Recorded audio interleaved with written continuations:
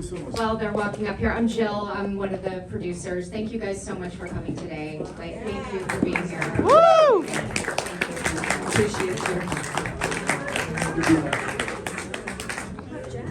So I'm loving it that this is the first time in a film festival, 3 of the female directors of photography have attended. Normally it's the directors and actors, but technical people in the back. But I love it. Yeah. So please introduce yourselves and who you are, what did you do in the film, and then we'll grill you, okay? Hi, my name is Lauren Neal. I play Lex in the movie. Woo! Hey, louder, louder. Woo! Thank you. And then some other titles too. Well, I get 2? No. Yeah, Lauren also edited it and created all of the digital Yeah. art. All the art in the film, the opening, the closing, and all the art you see in the film, she did. All the art up on the wall was printed. Woo! It was practical. It was all printed out, all the flying around stuff, and the merch that you can buy online To help support the film. Woo! UnderTheInfluencer.art. It's very simple. Yeah, I'm Rachel Hastings Adair. I was the director of photography. Woo! Hey, I'm Bryn Woznicki. I was the director. Woo! I already introduced myself, Jill. I'm the producer. I got a first question, then we'll open it to the audience here. So, who came up with the concept, and how was it to bring it to life? Like, there was a lot of work, dedication, blood and sweat and tears that went to that. I can tell, right? Woo! Yeah, we can start by saying the movie cost, initial shooting budget was $60,000. A little bit more was spent ultimately, but it's still under $100,000 film. So it was a lot of work for everyone involved. Everyone that worked on this production, everyone up here has multiple titles, multiple things that they did, some things that are not credited in our credits, because that's what it takes to make a film like that. It started in the pandemic. Really quickly, the very short story is during the pandemic, Lauren's my wife, and we were bored, and we were like, we should write a film that we could shoot ourselves. I originally was going to play the role of Andrea, and I was like, I can't produce and be in the film.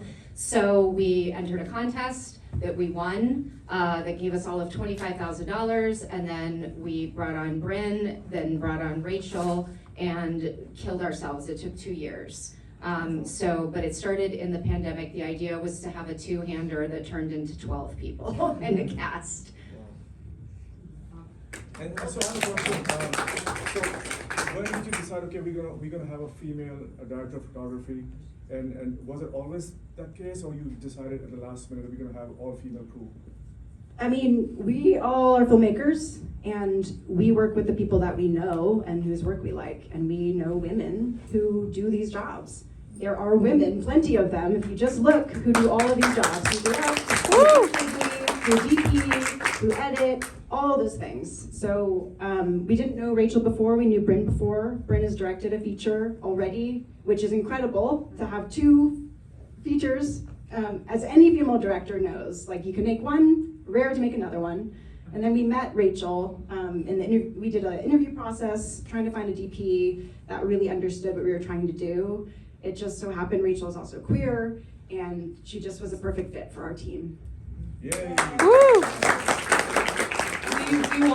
We aim to represent the underrepresented, not only on screen, but behind the camera as well. And our crew was predominantly queer, female, non-binary people of color, and we're really proud of that. Yay! And the mentorship opportunities were great too. So a lot of what you find is that we haven't been taken seriously. It's been really hard to make it in this industry, in a technical field. People just aren't used to seeing someone who looks like this. I've had girls on set who are, production assistants come up and say, I've never seen a woman on a camera like that. I've never seen a woman doing lighting. Like it's their first time ever seeing it. Even like this is within the last year. So it's been a tough road, and a lot of people just get nervous and worried, and so they expect the person holding the big camera or the person hanging the lights or whatever to look like they're used to you looking, which, there's great people like that too, right? But we have to create opportunities. So one thing that I was really appreciative of was that they worked out with the university that we could bring on film students who could get college credit and interns. So we had one film student who at the beginning didn't know how to be a first AC, which does the focus pulling. It's a very difficult job, but by the end, she was our first AC. She was apprenticed through this film and graduated recently with a ton of confidence. So that's a big thing that they believe in, and this film was really just the beginning of the program that they've created to create mentorship opportunities and to create safe spaces where we can make great films, but also make the space for people to move up, whether you're a woman or trans or non-binary or a person of color, like whatever it is that needs more representation, they're actually making that happen. Almost a third of our crew were students. So we couldn't have made this without them, truly. I mean, we couldn't pay. The only people that we paid were our technical crew, our experience that we all deferred so that we could put the money on screen, and almost a third of our crew were students. So they were absolutely a huge part of this. And this film is a proof of concept for an initiative called Fair Play Films, which is about putting, all the underrepresented filmmakers behind and in front of the camera. So this was the first project to show what we can do with $60,000. Now, we're not doing that again. We want $500,000 for the next one, but we're saying, if you like this, then imagine what we could do with $500,000, which is nothing. I just want to say one thing here, and before we start asking questions, have the audience ask you questions, I really appreciate you walk the talk. I hear this as a gay man. I'm a filmmaker here myself. Anytime it comes to all female or female-led crew, they go, I'm not really sure. Maybe we should get a male DOP, or maybe we should get a. No. So I appreciate that you all walk the talk and you proved it that women can kick ass. We do, and we also have incredible allies who support our work and understand what we're trying to do. Someone's not up here right now is our executive producer and DIT and assistant editor, Jack, who's my best friend. So we need people like Jack too, who support our work and are just as involved in the production to make sure that we, have these opportunities to make these projects, even though the industry doesn't necessarily make all the opportunities for us. So you all have any questions? Please raise your hands. Well, congratulations. Great use of cat. I'm curious about the technical direction, just with the opening. Can you talk about the process of overlaying the AI art with some of the actual scenes that you were connecting? Yeah, so I'm interested in experimentation. I finished my master's in data science just weeks before we went into production on this film. So that definitely kind of found its way into some of the stuff that we did. It was a sort of thing where we couldn't pay anyone to make the art, for example, and we had a hard time finding someone to do it or to partner with us. And so I just said, I guess I'll figure out how to do it. And then I really sort of became obsessed over the next 2 years with figuring out how to pull the process of that art making into the creation and construction of the film itself.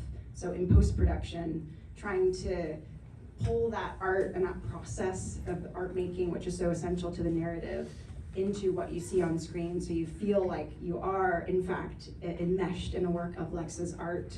And that idea, again, where the artist ends and where the work begins. Everything I did was an experiment, honestly. I never edited a feature before, and I just tried things, and I wasn't afraid to, and that's what's cool about working at this budget level. It's cool working with a team that's this generous and this collaborative, is that we got to try all sorts of things that I think you've never seen on screen before. I think there are a couple things that probably aren't like what you're used to seeing. Any more questions? Woo! Don't be shy, folks, ask questions. Any more? Well, I feel like that kind of answered my question, but I did also just want to say, AI is a hot topic right now in the industry, and there's a lot of fear around it, and I thought the use of it, how you leaned into it, was really imaginative, and I love that you used it as a tool for enhancing the art. Right now, I think the fear is the battle for it taking place of artists. Was that something that, you that was important to you to sort of send that message across, or was it, just sort of, like you said, an experiment, obviously, but just was curious more about the AI involvement, and, yeah. Sure.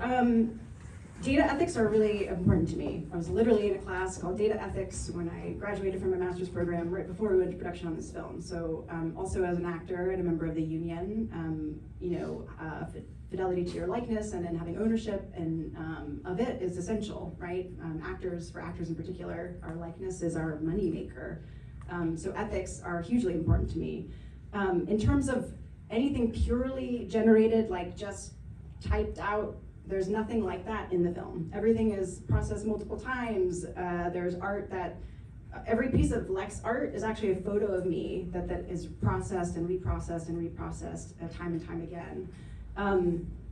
The secret MVP actually of this film is a sort of invisible AI. It's just software that I have that upscales and can change the frame rate of footage, which is really helpful in a micro budget scenario when, sometimes maybe there wasn't something that we needed to get, or, we just needed to slow something down. Tiny little things. And again, it's not egregious, the use of it. It's just to help, right? To help because we had $60,000 and, we weren't getting paid to do this. So yeah, that's something that's really important. It's also like, I wouldn't use AI in every film. This is a film about art, it's about ownership, it's about creativity and technology and all of those things, so it makes sense in a piece like this, right? It doesn't make sense in some projects, and so, I'm like both pro and anti-AI in ways.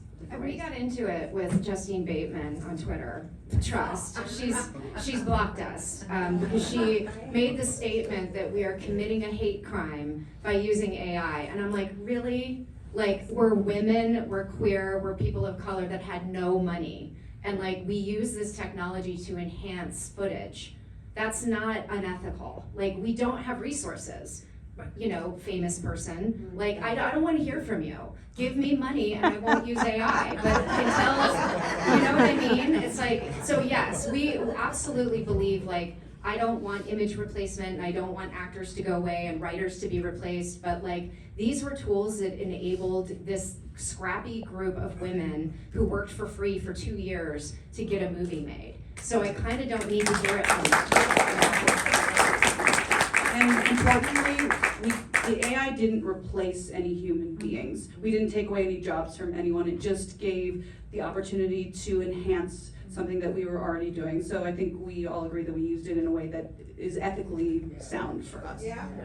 And Lauren, if you had any idea the time that she put into it, it wasn't like, oh, now I'm downloading an app on my iPhone and I'm gonna type in really cool scene with lesbians and a cat. It doesn't work like that. It's not. If you can do that, but it comes out so bizarre and wrong and unusable, right? So she was doing things and using experimental software and like changing it and manipulating and then going into this thing and that thing. I mean, she could have spent the same amount of time like hand painting everything. I think it was up until just a few weeks ago, she was still adding stuff to this film. Literally, like 3 weeks ago was just finishing it. So it's been a process, but I think hopefully it worked. It did. Awesome. Thank you so much. Any questions? I ask the final question. There. Yeah, I'd just like to know, how can we all support you in this film, like moving forward? We find you on X, do we find you on Instagram? And because you have other festivals coming out too, so what can we all do? You're amazing, Robin. Yes, there's a website, UnderTheInfluencer.movie. We're all So on. easy. We made it so easy for you. Yeah. UnderTheInfluencer.movie. UnderTheInfluencer.art. And I have cards too She with has the QR cards. code on them that show our, which I've put out around the lobby. They say Under the Influencer, and they show the next screenings. We are going to be in Palm Springs during Dinah weekend.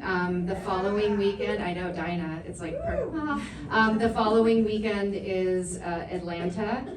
We haven't announced that officially yet, but I Oh, think it's on fine. Monday we It's can. going on, it's tomorrow, and then the show in Los Angeles, which is a huge film festival, very excited for that in October And San Antonio Q Fest in October as well. so far, but we will be adding more, we hope. So we're just excited and grateful. Our little baby festival turns 4 this year, that y'all chose this to be your work premiere. So we are really humble and excited. Thank you so much for Thank you for having us. Thank you. Thank you for having Woo! us. Thank you all so much for coming here. Thank you. And remember, folks, QR codes in the lobby. Vote for this film. So we can win an award. Any merch that you buy on our store, like a tiny, tiny percentage of that goes to our travel fund to try to get us to all these festivals. So, and you get something in return, right? We're not even asking you for a donation. You can get a shirt and it looks really or a print cool. or a, Yeah, it's original art. Yeah. Great, thank you, thank you, thank you.